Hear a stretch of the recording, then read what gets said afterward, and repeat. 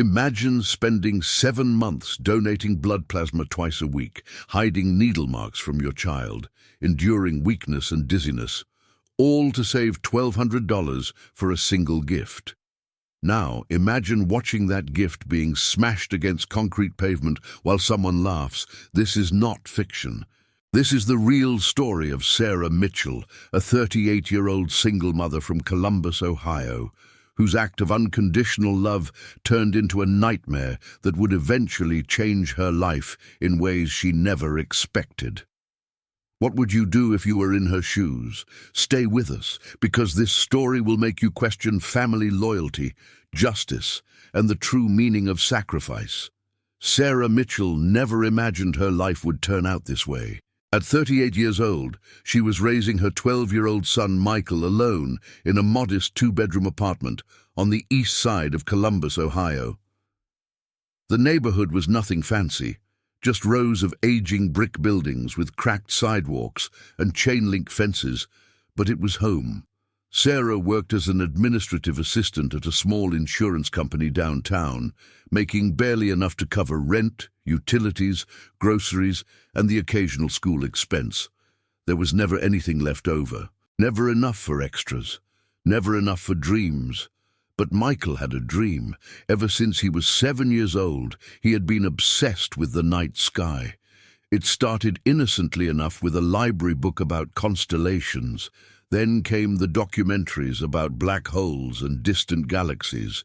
By age 10, Michael could name every planet, every major constellation, and explain complex astronomical concepts that left his teachers impressed. He kept a notebook filled with sketches of the moon phases, observations he made with his naked eye from their apartment balcony, and calculations about planetary distances.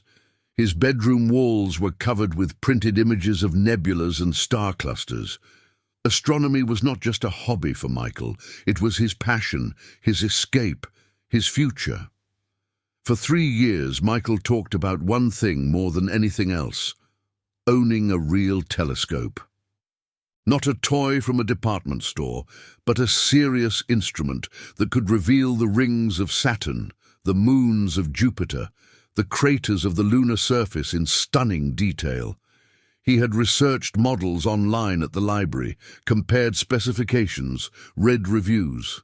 He knew exactly which one he wanted, the Celestron Nexstar 8 SE, a computerized Schmidt-Cassegrain telescope that cost $1,200.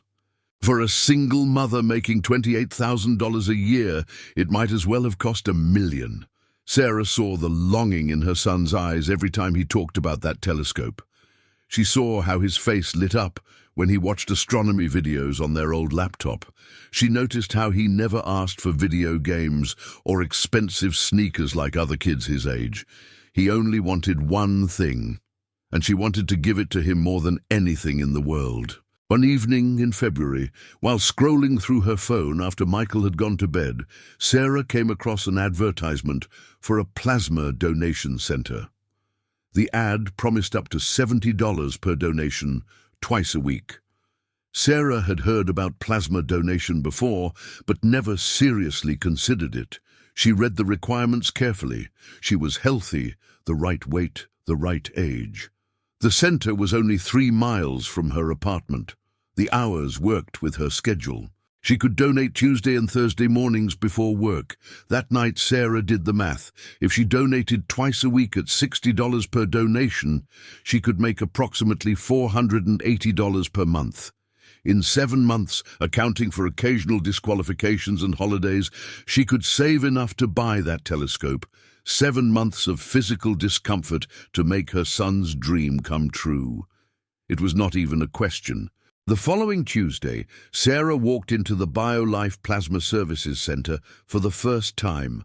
The facility was sterile and fluorescent lit, filled with rows of reclined chairs and the rhythmic beeping of machines. The screening process was thorough.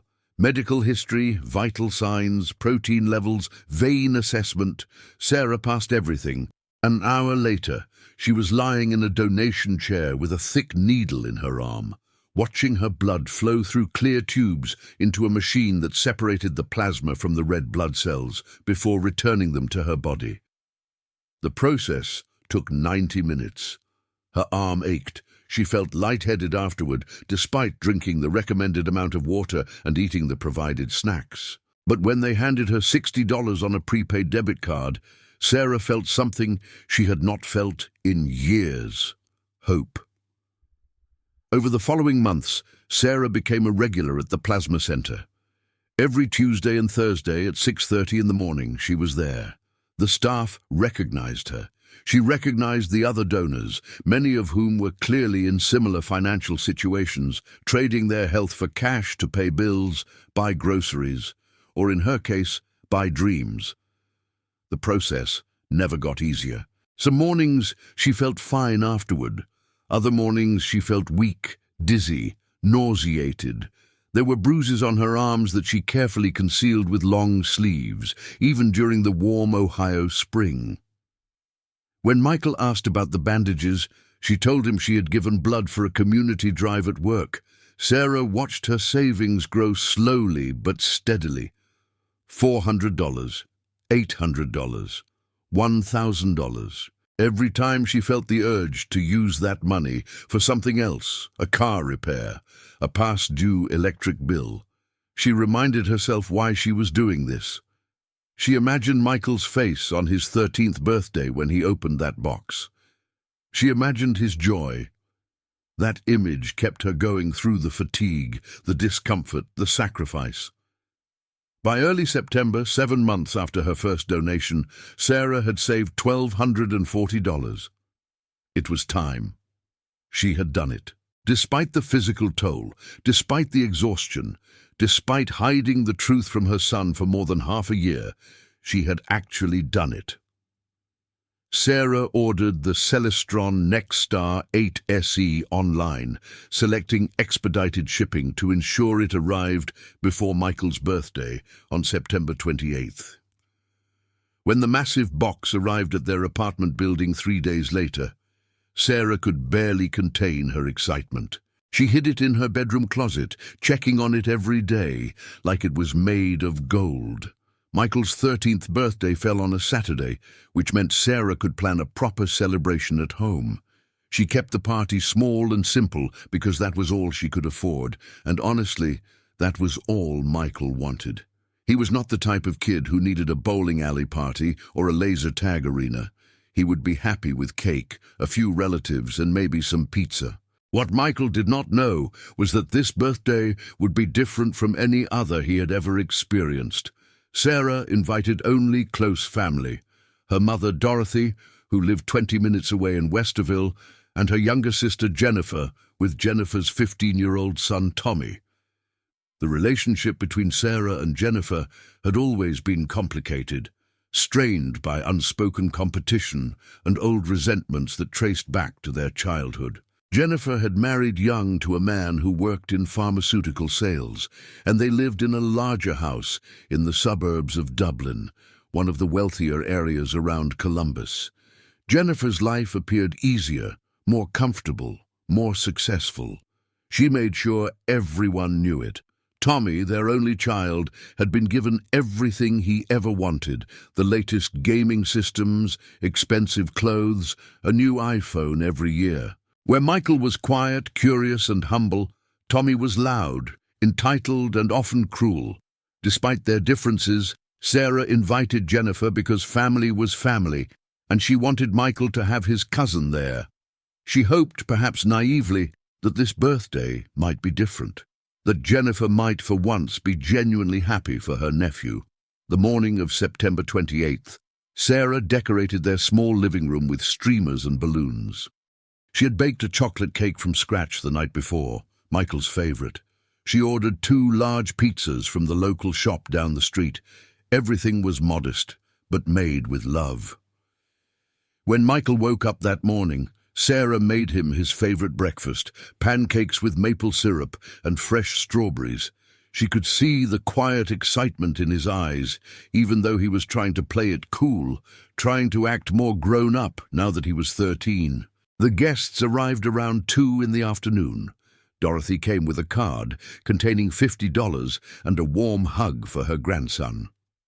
Jennifer and Tommy arrived 15 minutes later in Jennifer's pristine white SUV. Jennifer wore designer sunglasses and carried a gift bag with expensive tissue paper spilling out of the top.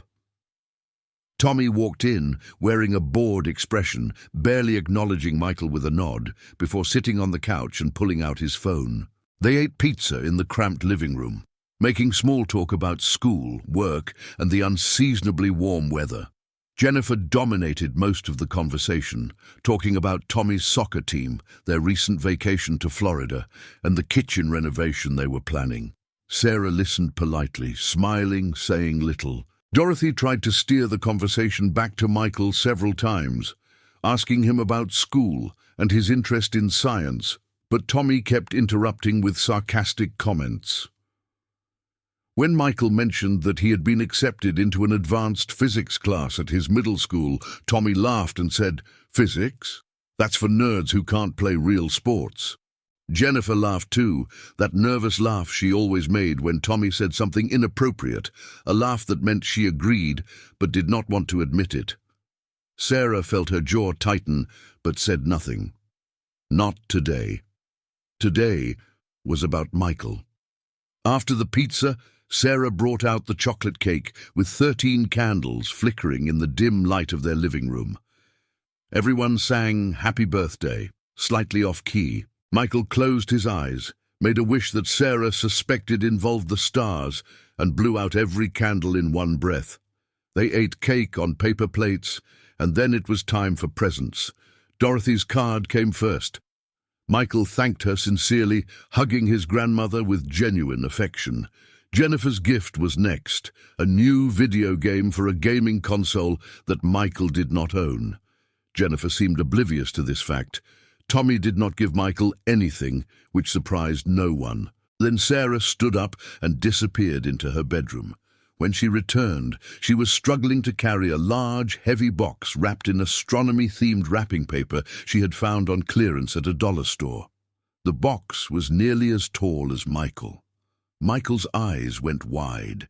He looked at his mother with confusion and disbelief. Sarah set the box down in front of him, her heart pounding so hard she could hear it in her ears. She had imagined this moment for 7 months. Every needle stick, every moment of weakness. It had all been for this. Michael carefully tore away the wrapping paper, revealing the image printed on the box beneath. The Celestron Nexstar 8 SE telescope in all its glory, photographed against a background of distant galaxies. For a moment, Michael just stared. He did not move. He did not speak. Then tears began streaming down his face. He looked up at his mother with an expression of pure, unfiltered joy, mixed with disbelief. "Mom," he whispered, "how did you... This is the one. This is the exact one." Sarah knelt down beside him, tears forming in her own eyes. "I know, sweetheart. Happy birthday." Michael threw his arms around his mother's neck and held on tight. Sarah could feel him trembling with emotion. Dorothy wiped tears from her own eyes, smiling at the scene. Even Jennifer seemed momentarily moved, though Sarah noticed her sister's expression quickly shifted to something else. Something that looked uncomfortably like jealousy. Tommy, however, was not moved at all. He looked at the telescope box with obvious disdain and muttered, "It's just a telescope. What's the big deal?"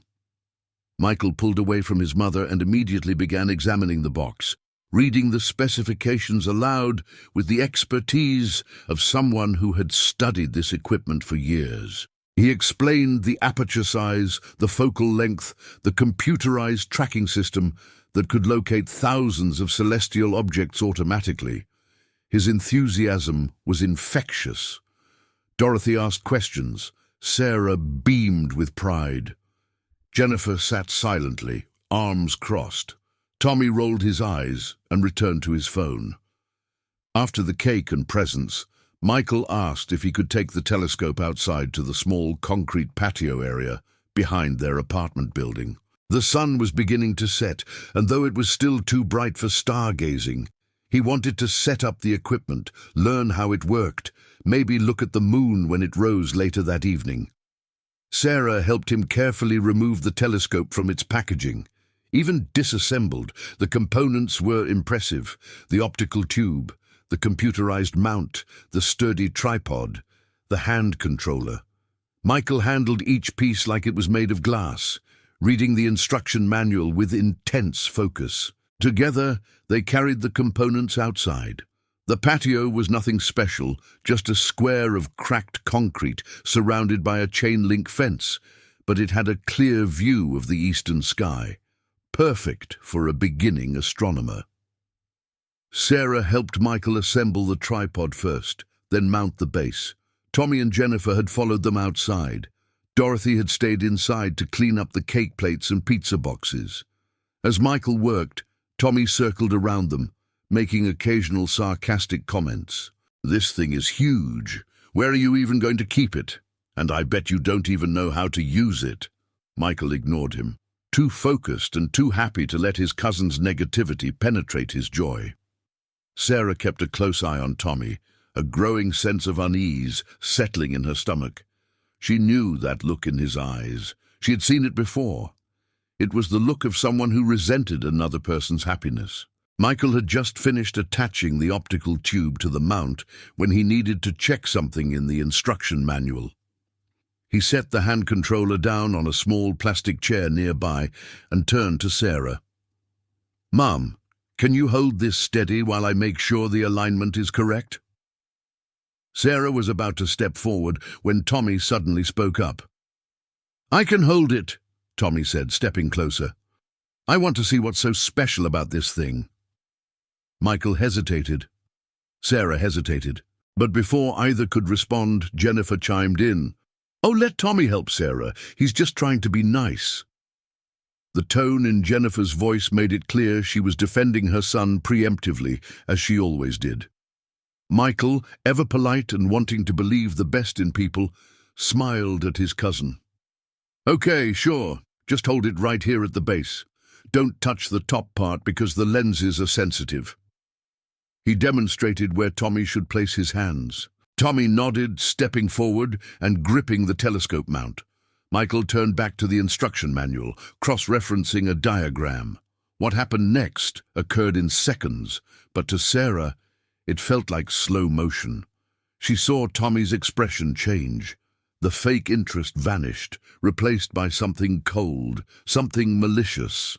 Tommy lifted the entire telescope assembly, mount and all, using both hands. Michael, hearing the movement, turned around just in time to see his cousin raise the $1,200 instrument above his head.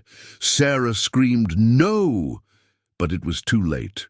Tommy smiled, a cruel, deliberate smile, and hurled the telescope down onto the concrete patio with tremendous force. The sound was sickening, glass shattering, metal crunching, plastic cracking. The optical tube broke apart on impact. The primary mirror, an 8-inch piece of precision-coated glass, shattered into dozens of pieces that scattered across the concrete like deadly confetti. The computerized mount sparked once and went dark. The tripod legs bent at unnatural angles. In an instant, 7 months of sacrifice, $1,200, and Michael's dream lay destroyed on the ground. For a moment, nobody moved, nobody breathed. Michael stood frozen, staring at the wreckage with his mouth open.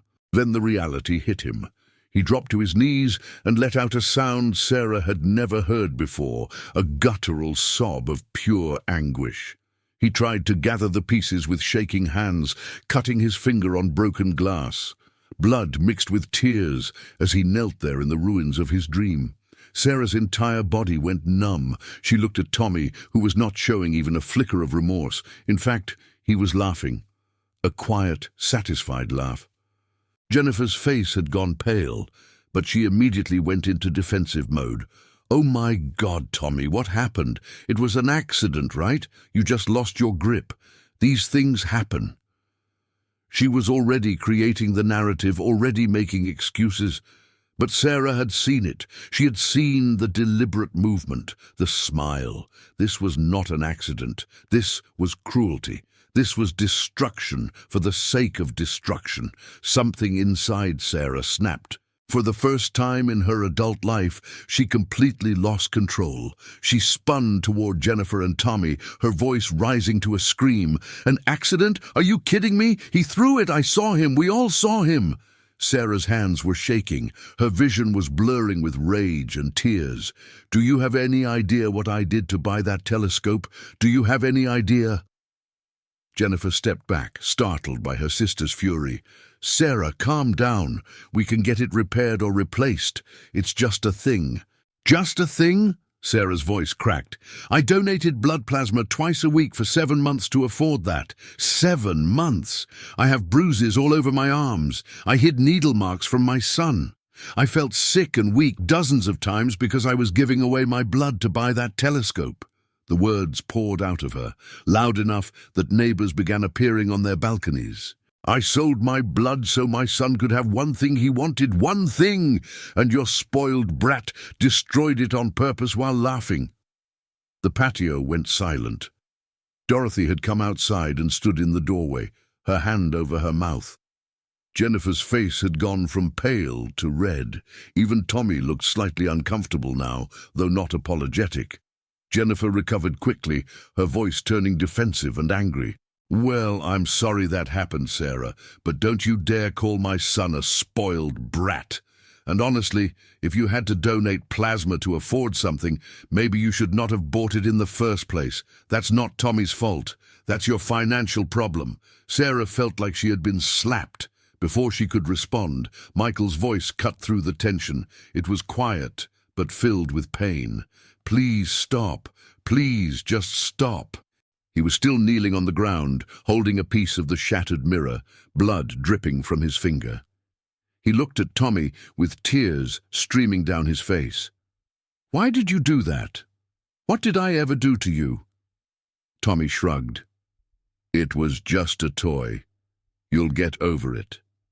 That was the final straw for Dorothy. She stepped forward, her grandmother's authority radiating from her small frame. "Jennifer, take your son and leave. Now. And until Tommy apologizes and you pay for that telescope, you are not welcome in this family." Jennifer's mouth dropped open. "Mom, you cannot be serious." "I have never been more serious in my life. Leave." Jennifer grabbed Tommy's arm and stormed toward the parking lot, muttering about how everyone was overreacting and how she was being unfairly attacked. Tommy followed, still showing no remorse. They drove away in the white SUV, leaving Sarah, Dorothy, and Michael standing amid the wreckage. The hours following the destruction were some of the darkest Sarah had ever experienced. After Jennifer left, Sarah and Dorothy carefully gathered all the pieces of the telescope, placing them in a large plastic bin. Michael sat on the steps leading back into the apartment, silent and staring at nothing. Dorothy tried to comfort him, but he was unreachable, locked in his grief. Sarah's hands would not stop shaking. She kept replaying the scene in her mind. Tommy's smile, the sound of glass breaking, Michael's scream. It felt like a nightmare she could not wake up from. That night, after Dorothy left and Michael finally went to bed without eating dinner, Sarah sat alone in the dark living room. She felt hollow, defeated. She had worked so hard, sacrificed so much, and in seconds it had all been destroyed by a cruel teenager who felt no remorse. She thought about confronting Jennifer again, demanding that she pay for the telescope. But she knew her sister. Jennifer would make excuses. She would say she did not have that kind of money available right now. She would turn it around somehow, make it Sarah's fault for putting so much importance on a material object. Jennifer was a master at avoiding responsibility, especially when it came to Tommy. Sarah did not sleep that night. By morning, she was exhausted, furious, and desperate for some kind of justice. She needed to talk to someone. She needed validation that what happened was as wrong as it felt. So she did something she rarely did. She turned to social media.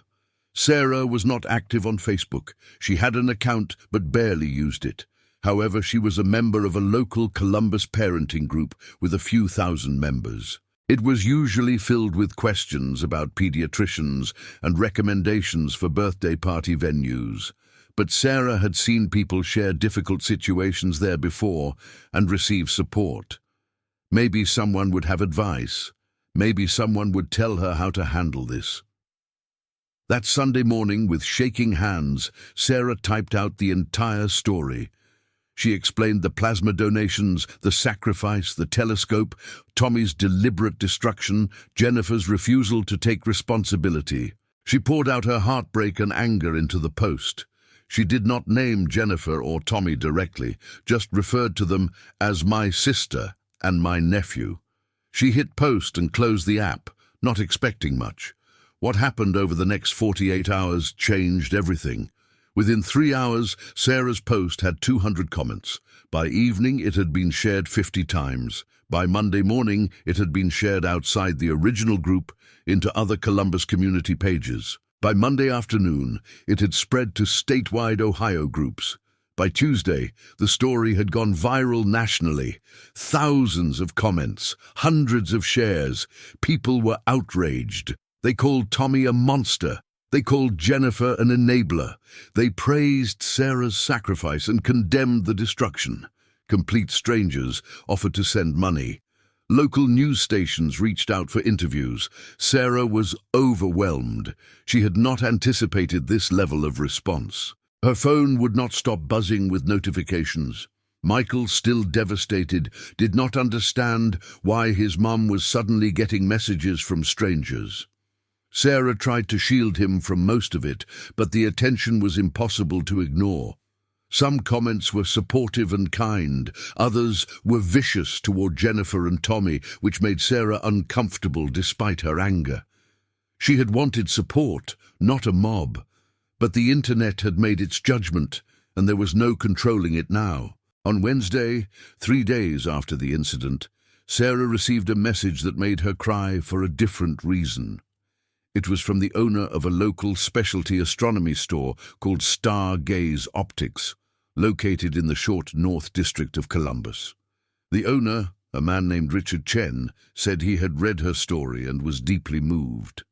He wanted to donate a telescope to Michael, completely free of charge. Not just any telescope, but an even better model than the one that had been destroyed. Richard invited Sarah and Michael to visit the store that weekend to select the equipment personally. Sarah could not believe it. She read the message 3 times to make sure it was real. She looked up the store online to verify it was legitimate. It was. Stargaze Optics had excellent reviews and had been in business for 12 years. This was not a scam. This was genuine kindness from a stranger who had been touched by their story. Sarah immediately replied, thanking Richard profusely and accepting his generous offer. But the good news did not stop there. On Thursday, Sarah received an email that seemed too incredible to be true. It was from Dr. Patricia Hayward, an astronomer working at NASA Glenn Research Center in Cleveland. Dr. Hayward had read about Michael's story through a colleague who lived in Columbus. She was impressed not just by the tragic circumstances, but by Michael's obvious passion and knowledge of astronomy at such a young age. Dr. Hayward explained that NASA had an outreach program designed to mentor young students interested in space sciences. She wanted to invite Michael to participate. The program included virtual mentorship sessions, access to online lectures, and the possibility of visiting the research center for a tour and hands-on activities. She believed Michael had the potential to pursue a serious career in astronomy if given the right guidance and opportunities. Sarah read the email 5 times. She had to sit down. Her hands were shaking again, but this time from shock and overwhelming gratitude. Just days ago, she had felt like the universe was unbearably cruel. Now it felt like the universe was trying to make things right. She printed the email and waited until Michael came home from school. When she showed him, he stared at the paper in disbelief. Then he started crying again, but these were different tears. Tears of hope. The viral nature of Sarah's story created consequences that Jennifer could not escape. Friends, neighbors, and even some of Jennifer's co-workers saw the posts circulating on social media. Though Sarah had not used names, enough details were included that people in their extended family and social circles figured it out. Jennifer started receiving angry messages. People confronted her at the grocery store. Parents from Tommy's school, having heard the story, began questioning what kind of home environment produced a child capable of such cruelty. Jennifer's carefully constructed image of the perfect suburban family began to crumble under public scrutiny. By the end of the week, Jennifer called Sarah. It was the first contact between them since the birthday party.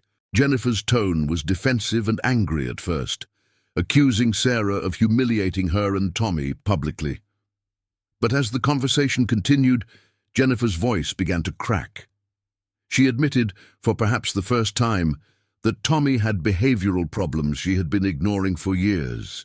She confessed that she had spoiled him out of guilt because she and her husband worked so much. She revealed that Tommy's school had contacted them multiple times about bullying incidents, but they had always blamed the other kids or the teachers. Jennifer was finally being forced to confront the truth. Her son had serious issues, and she had enabled them. Jennifer did not exactly apologize, at least not in a meaningful way, but she did agree to pay Sarah back for the telescope. She said it would take a few weeks because she needed to move some money around, but she would send $1,200. Sarah accepted coldly. The money did not fix what had been broken, but it was at least an acknowledgement of responsibility. Jennifer also mentioned that she and her husband had enrolled Tommy in counseling. Whether it would help remained to be seen. That Saturday, Sarah and Michael visited Stargaze Optics. The store was located in a converted historic building with exposed brick walls and large windows that let in streams of natural light. Richard Chen greeted them warmly, a man in his 50s with graying hair and kind eyes that reflected a genuine passion for astronomy. He led Michael through the store, explaining different telescope models, asking about his interests and what he hoped to observe. Michael, shy at first, gradually opened up, demonstrating his extensive knowledge. Richard was genuinely impressed. After nearly an hour of discussion, Richard presented Michael with a Celestron Edge HD 11-inch telescope, a model that cost nearly $3,000. It was significantly more advanced than the original telescope, with superior optics and capabilities. Michael was speechless. Sarah started to protest, saying it was too much, but Richard gently insisted. He explained that he had gotten into astronomy as a child because a teacher had believed in him. He wanted to pay that forward. This was his way of honoring that memory and supporting the next generation of astronomers. Michael carefully accepted the telescope with a promise that he would use it well and never take it for granted. Richard smiled and told him he had no doubt about that. The following week, Michael had his first virtual mentorship session with Dr. Hayward. She introduced him to her team at NASA and gave him a virtual tour of the research facilities. She assigned him educational materials and small projects to complete. Michael thrived. For the first time since the destruction, he seemed genuinely happy again. He spent his evenings reading about spectrography, planetary atmospheres, and exoplanet detection. He set up his new telescope on the patio with Sarah's help and began documenting his observations in a detailed journal that Dr. Hayward had encouraged him to keep. Sarah watched her son transform. The devastation of that terrible birthday was still there, a scar that would not fully heal for a long time. But something else had grown from it: resilience, determination, and a network of support that extended far beyond what Sarah could have provided alone. Michael was connecting with professional astronomers. He was learning at a level that would prepare him for advanced studies. He had opportunities now that had seemed impossible just weeks earlier. 3 weeks after the incident, Jennifer transferred $1,200 into Sarah's bank account. No apology accompanied the transaction, just a brief text message. As promised, Sarah deposited the money and used it to pay off some overdue bills and buy Michael a sturdy locking case for his new telescope. She also bought herself something she had not purchased in years, a nice dinner at a restaurant she had always wanted to try. She had earned it. As for Jennifer and Tommy, Sarah heard through her mother that Tommy's behavior had not improved, despite counseling. He had been suspended from school twice since the birthday incident. Jennifer and her husband were struggling. Their marriage was strained, the facade had cracked, and the reality underneath was difficult. Sarah felt a small measure of pity, but mostly she felt relief that her son was nothing like his cousin. She had raised Michael to be kind, curious, and humble, despite their financial struggles. That was worth more than any amount of money. One evening in late October, about a month after his birthday, Michael set up his telescope on the patio to observe Jupiter. The planet was particularly bright that night, visible even before full darkness. Sarah sat beside him on a folding chair, wrapped in a blanket against the autumn chill. Michael adjusted the telescope, aligned the tracking system, and peered through the eyepiece. After a moment he gasped, "Mom, look, you can see the great red spot, and 3 of the moons. Look." Sarah stepped forward and looked through the eyepiece. There it was, Jupiter, a glowing sphere with distinct bands of color and a faint reddish oval that marked the massive storm called the Great Red Spot. Tiny points of light flanked the planet, 3 of its largest moons frozen in their eternal orbits. It was breathtaking. Sarah had never seen anything like it. She stepped back, and Michael returned to the eyepiece, his face illuminated by the glow of the hand controller. He was smiling, really smiling.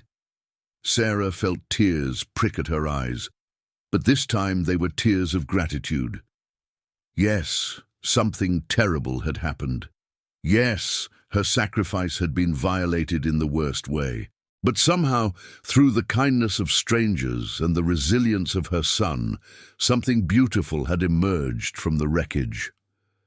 Michael's future was brighter now than it had ever been. And maybe, just maybe, that was the universe's way of saying that love and sacrifice are never truly wasted, even when they are tested by cruelty. Sarah sat back down in her chair, pulled the blanket tighter around her shoulders, and watched her son explore the stars. So after hearing this entire story, what would you have done if you were Sarah? Would you have forgiven your sister? Would you have posted the story online? How would you have handled a situation where months of sacrifice were destroyed in seconds by someone who showed no remorse? Leave your opinion in the comments below, because we genuinely want to know what you think about this situation. These stories remind us that life is unpredictable, that cruelty exists, but so does extraordinary kindness from unexpected places. If this story moved you, if it made you feel something, please subscribe to our channel and turn on notifications so you do not miss our next stories. We share real experiences that touch hearts and make us think about what really matters in life. And do not forget to watch the next recommended video where we tell another incredible true story that will leave you speechless. Thank you for watching, and remember, sometimes the worst moments in life lead to the most unexpected blessings.